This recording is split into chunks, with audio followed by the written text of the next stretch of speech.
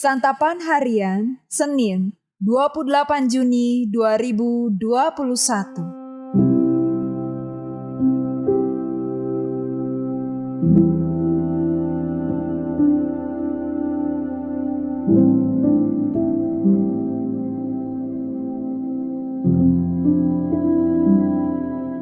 Inilah program Santapan Harian, sebuah program yang mengajak Anda menelusuri isi Alkitab, agar Anda menemukan makna firman Tuhan sesuai dengan konteksnya.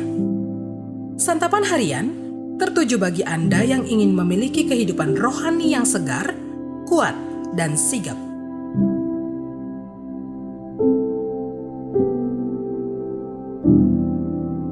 Hari ini kita akan membaca Yesaya pasalnya yang ke-49, ayatnya yang ke-22, sampai pasalnya yang ke-50, ayatnya yang ketiga. Namun sebelumnya, mari kita berdoa. Kami datang sujud kepadamu ya Yesus. Kami memanggil namamu.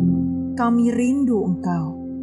Bagai pohon yang merindukan air, demikian pula kami haus dan rindu akan kebenaran sabdamu.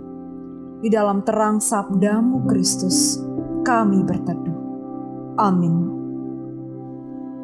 Yesaya pasal 49 ayat 22 sampai pasal 50 ayat 3. Beginilah firman Tuhan Allah.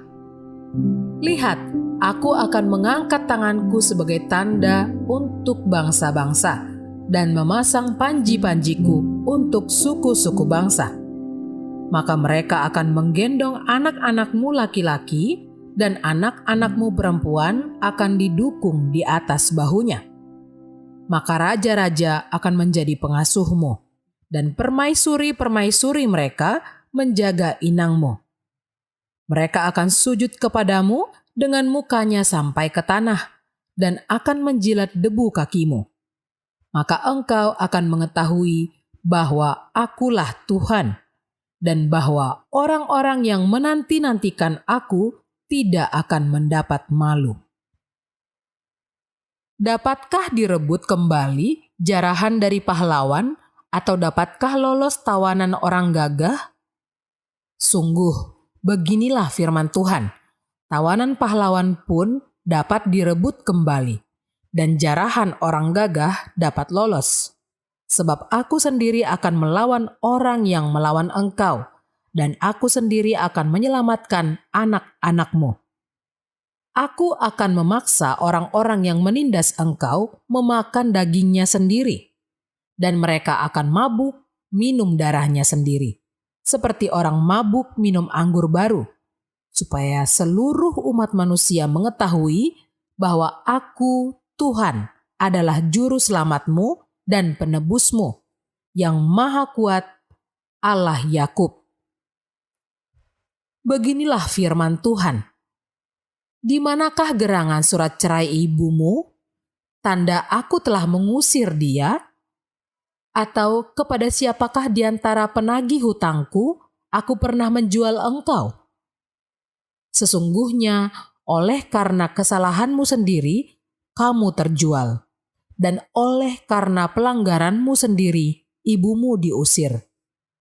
Mengapa ketika aku datang tidak ada orang? Dan ketika aku memanggil tidak ada yang menjawab? Mungkinkah tanganku terlalu pendek untuk membebaskan, atau tidak adakah kekuatan padaku untuk melepaskan? Sesungguhnya dengan hardikku aku mengeringkan laut. Aku membuat sungai-sungai menjadi padang gurun. Ikan-ikannya berbau amis karena tidak ada air dan mati kehausan. Aku mengenakan pakaian kelam kepada langit dan menyelimutinya dengan kain kabung.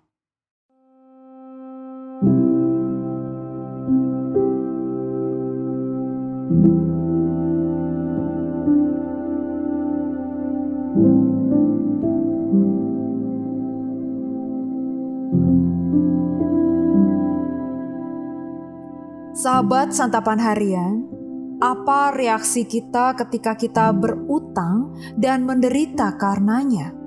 Lalu ada seorang dermawan yang datang membayar hutang-hutang kita. Pasti kita akan berterima kasih dan memperlakukan orang itu dengan sebaik-baiknya sepanjang hidup kita. Pada bagian ini Tuhan menyatakan bahwa Dia melepaskan Israel. Bahkan Tuhan menjadikan raja-raja besar bangsa lain tunduk kepada mereka. Tuhan sendiri melawan para pahlawan yang gagah untuk merebut kembali para tawanan. Bahkan menghukum mereka yang menindas Israel. Tetapi bukannya merasa bersalah dan bersyukur, Israel justru merasa bahwa Tuhanlah yang bersalah atas kejadian itu. Karena Tuhan telah meninggalkan mereka. Sepanjang sejarah Perjanjian Lama, orang Israel telah mengalami banyak hal buruk. Dan kejadian itu bermula karena mereka melanggar ketetapan Tuhan. Mereka kerap kali dikalahkan bangsa-bangsa lain karena mereka tidak lagi mengandalkan Tuhan. Tetapi ironisnya, mereka tidak belajar dari kesalahan. Sebaliknya, mereka malah menyalahkan Tuhan atas hukuman yang menimpa mereka. Memang hal ini tampaknya ironis, tetapi bukankah hal seperti ini sering kita lakukan? Kita tidak mengandalkan Tuhan dan tidak taat kepada firman-Nya. Kita kerap kali mempertanyakan kehadirannya. Hal ini menggambarkan sejarah manusia, yaitu bahwa manusia berulang-ulang melakukan kesalahan dan dosa. Semua ini dikarenakan manusia yang naturnya berdosa, sehingga kecenderungan untuk melawan Tuhan selalu muncul. Karena itulah, Tuhan sendiri menanggung akibat dosa dan memberikan keselamatan bagi kita manusia. Kita harus belajar mengoreksi diri atas kejadian yang terjadi.